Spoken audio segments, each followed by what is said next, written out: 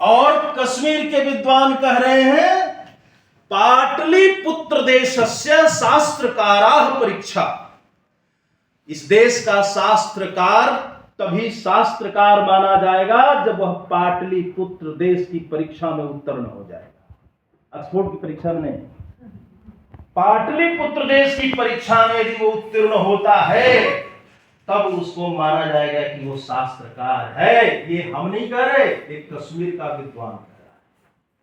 तो ये पाटलिपुत्र में ही थे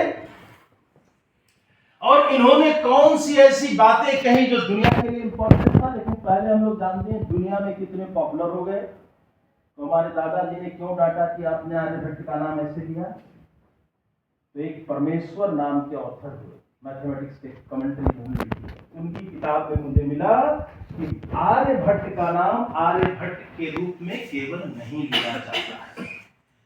He was such a profound knowledge, profound scholar of sciences that he was compared only to God. Only God knows the mystery of the cosmos. He was the only human who was aware of all sciences, all mysteries, all forms of cosmology and cosmogonic sciences.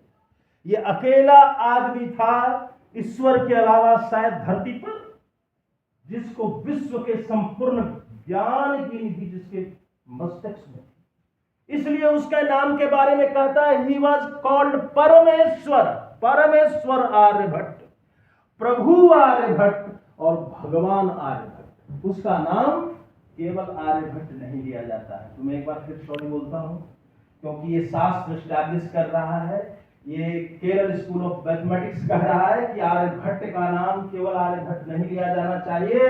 इस college के नाम में भी परिवर्तन कराइए, लिखवाइए परमेश्वर आर्यभट्ट महाविद्यालय, प्रभु आर्यभट्ट महाविद्यालय या भगवान आर्यभट्ट महाविद्यालय। क्योंकि आपकी परंपरा ने कहा कि ईश्वर के अलावा तो और कोई इतना जान ही नहीं सकता। भाई इसने ऐसा क्या कहा कि दुनिया इनके पीछे इतनी दीवानी थी। He was being taught in the University of Bayatul Hikmah in Iraq. By 8th century, definitely, his all works were translated into Arabic language. इस आदमी के द्वारा दिए गए ज्ञान को अरबी भाषा में 7वीं से 8वीं शताब्दी तक ट्रांसलेट किया जा चुका था। अब ये क्या क्या बातें कहते हैं, उन बातों में आते हैं, ये अपने पूर्ववर्ती आचार्यों की बात करते हैं। इसमें कोई संस्कृत का कोई है क्या? कोई संस्कृत विद्वान है? बहुत अच्छा, क्या शुभ नाम है? आलोक कुमार। आलोक कुमार झा जी, बहुत सुंदर। तो झा जी समझ जाएंगे संस्कृत वाले बड़े आसानी से, और बाकी लोग भी समझेंगे क्योंकि हम तो हिंदी में बोल रहे हैं और मैथिली में बोल सकते हैं, है ना। तो ये आर्यभट्ट ने ऐसा क्या कहा, किस विद्वान की प्रशंसा की है? उस व्यक्ति का नाम है पिंगल। जरूर लिख लीजिएगा इनका नाम, पिंगल। पिंगल इन्होंने एक व्यक्ति की प्रशंसा की है। What was his name? Pingal.